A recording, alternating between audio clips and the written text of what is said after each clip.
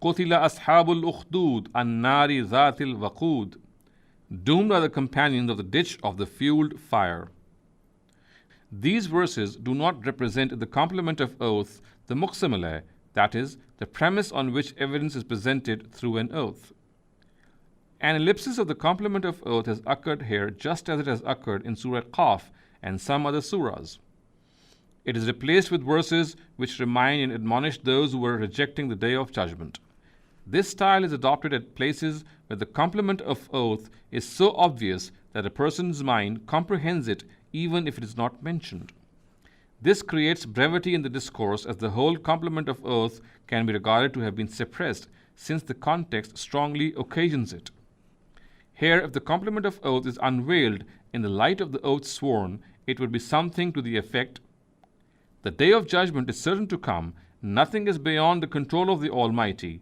On that day, everyone will witness the results of their deeds." The word al-ukhdud means a pit or a ditch or a cavity. It is qualified by the words an-nari dhatil waqud, which means that this pit will be filled with fueled fire.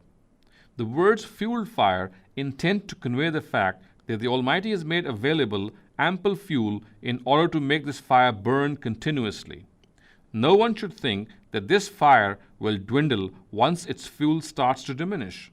In Surah Baqarah, this fuel is explained by the words فَاتَّقُوا النَّارَ الَّتِي وَقُودُهَا النَّاسُ وَالْحِجَارَةُ, or then fear the fire whose fuel is these men and these stones. Surah number 2, verse 24.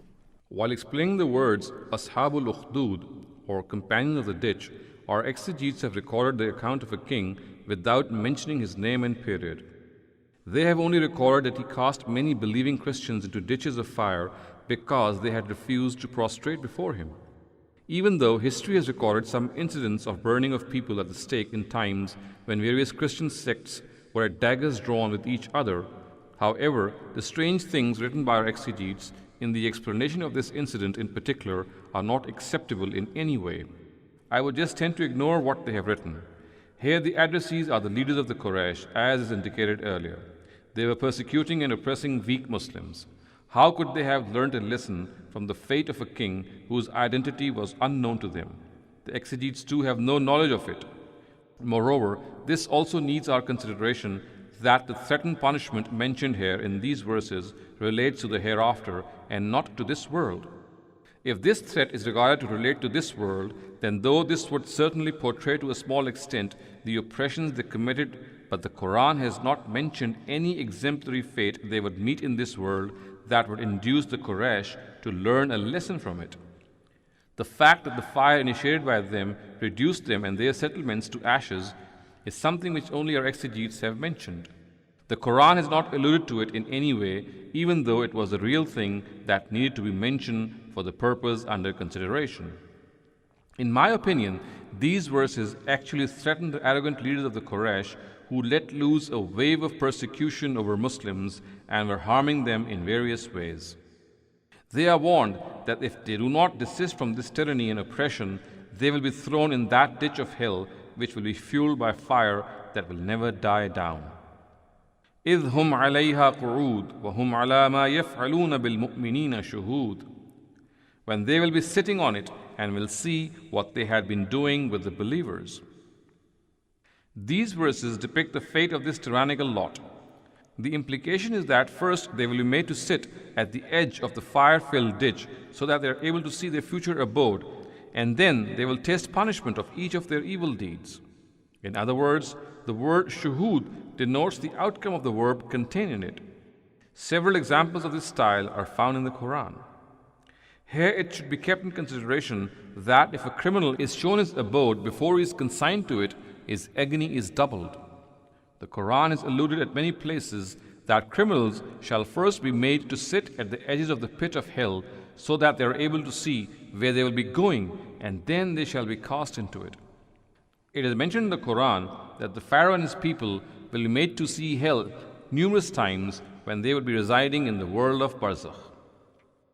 It is possible that a question arises here in the mind of someone. The particle is used to remind someone of an incident that has occurred in the past, while I have taken it as portraying a future incident. The answer to this question is that at many places in the Qur'an, incidents that will take place on the Day of Judgment are mentioned in the past tense. This style is explained by scholars as future incidents being mentioned in the past tense to denote their certainty. I have explained this style at a number of places in this tafsir. وَمَا نَقَمُوا مِنْهُمْ إِلَّا أَن يُؤْمِنُوا بِاللَّهِ الْعَزِيزِ الْحَمِيدِ. And they merely expressed their wrath on them because they professed faith in God, the Mighty, the Praiseworthy. The implication of this verse is that this wrath was not let loose on Muslims because they were guilty of some offense. On the contrary, their greatest virtue became their greatest crime in the eyes of these oppressors, as a result of which they were punished. Their only crime was that they believed in God, the Mighty, the Praiseworthy. The truth of the matter is that by professing faith in the Almighty, these people have fulfilled their greatest obligation towards Him. Fulfilling this obligation is something very commendable and noble and not worthy of revenge. However, people who have lost their senses behave in this very manner with their well-wishers. From among the attributes of God, two are mentioned, Al-Aziz and Al-Hamid. The former depicts His power, honor, and majesty, while the latter His mercy, providence, and being worthy of praise and gratitude. The purpose of mentioning them is that only the being who has such attributes is worthy of being professed faith in. Those who have professed faith in Him have relied on the support of someone whose support is the real support, and it is only they who will succeed. The glad tidings for oppressed Muslims and the threat for these disbelievers who were harassing them found in between the lines of these verses does not require any explanation. الذي له ملك السماوات والأرض والله على كل شيء شهيد. To whom only belongs the kingdom of the heavens and the earth, and God is watching everything. Here in this verse, further light is cast on the glad tidings and threat referred to in the previous verse. The implication is that only He is worthy of being professed faith in, to whom belongs the kingdom of the heavens and the earth, and His refuge is sufficient for people who professed faith in Him. The expression Wallahu ala kulli shay'in shaheed directs Muslims who are being harassed by the enemies of faith to rest assured that the being to whom belongs the kingdom of the heavens and the earth is not unaware of this cruelty, and when this is so, how long will He put up with the cruelty being meted out to His people in His own kingdom? Simultaneously, the disbelievers are warned that they should not become conceited because of the respite granted to them by the Almighty. The Almighty is not unaware of their oppression. He is observing all what they are doing. It would not be long before He will avenge the brutality faced by His weak servants, and powerful will be His revenge. إن الذين فتنوا المؤمنين والمؤمنات ثم لم يتوبوا فلهم عذاب جهنم ولهم عذاب الحريق. For those who persecuted believing men and believing women and did not repent is surely the punishment of hell and the torment of burning.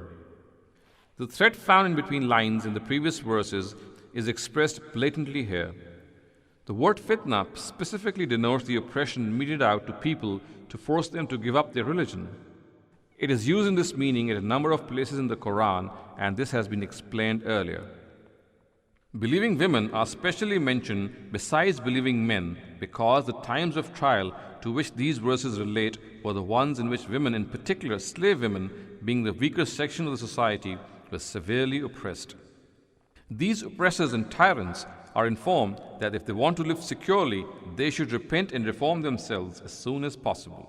For they should remember that if they die in this state, they will go straight to hell.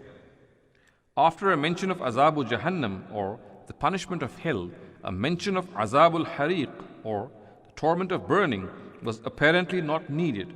However, this mention is that of the specific after the general. Hell is the place of all forms of torments.